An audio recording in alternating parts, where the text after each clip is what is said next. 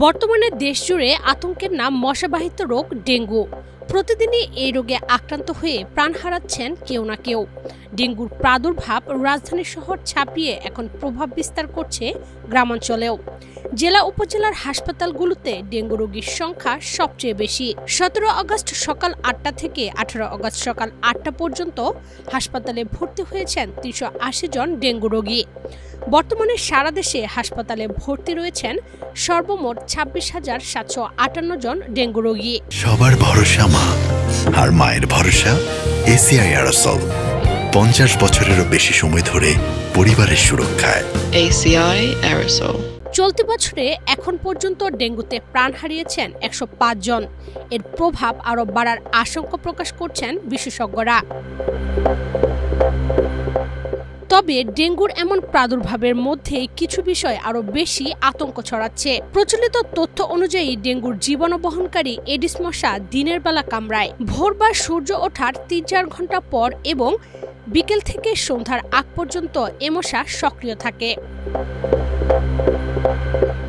তবে প্রাণীবিজ্ঞানীদের গবেষণা এবং পর্যবেক্ষণ এডিস মশা নিয়ে নতুন তথ্য দিচ্ছে, যা কিছুটা উদ্বেগেরও বটে। গবেষণা অনুযায়ী শুধু দিনের বেলা নয়, এডিস মশা সক্রিয় থাকে উজ্জ্বল আলোতে। তাই ঘর আলোকিত থাকলে রাতেও কামড়াতে পারে এডিস মশা।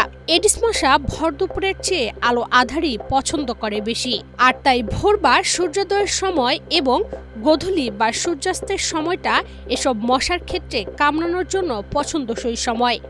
তবে রাতের বেলায়ও কৃত্রিম আলো আধারিতে এডিস মশা কামড়াতে পারে। এডিস মশা কেবল দিনের বেলায় কামড়ায় কিনা ধারণাটি যাচাই করতে কয়েক বছর ধরে গবেষণা পরিচালনা করছেন জাহাঙ্গীরনগর বিশ্ববিদ্যালয়ের প্রাণীবিদ্যা বিভাগের অধ্যাপক কবিরুল বাশার। গবেষণার প্রাপ্ত ফলাফল হিসেবে তিনি দেখিয়েছেন, আগের ধারণা ছিল এডিস মশা শুধু দিনের বেলায় কামড়ায়, বিশেষ করে সকাল ও বিকেল বেলায়। তবে গবেষণার মাধ্যমে সেই ধারণা ভুল প্রমাণিত হয়েছে। ল্যাবরেটরি ও মাঠ পর্যায়ের গবেষণায় দেখা গেছে এডিস মশা রাতেও কামড়ায়। বর্তমানে শহরে উজ্জ্বল আলোর ব্যবহার বেড়ে যাওয়ায় এডিস মশার আচরণে পরিবর্তন হয়েছে। অতিরিক্ত আলোর কারণে মশা দিন রাতের পার্থক্য বুঝতে পারে না।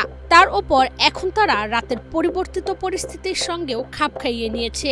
এখন এডিস মশা দিনের বেলা যেভাবে কামড়ায় তেমনি রাতেও কামড়ায়। রাতের বেলায় কামড়ানোর হার কিছুটা কম থাকে। জলবায়ু পরিবর্তন, অপরিকল্পিত নগরায়নের কারণেও মশা তার আচরণ পরিবর্তন করে নিয়েছে বলে জানিয়েছেন এই প্রাণীবিজ্ঞানী।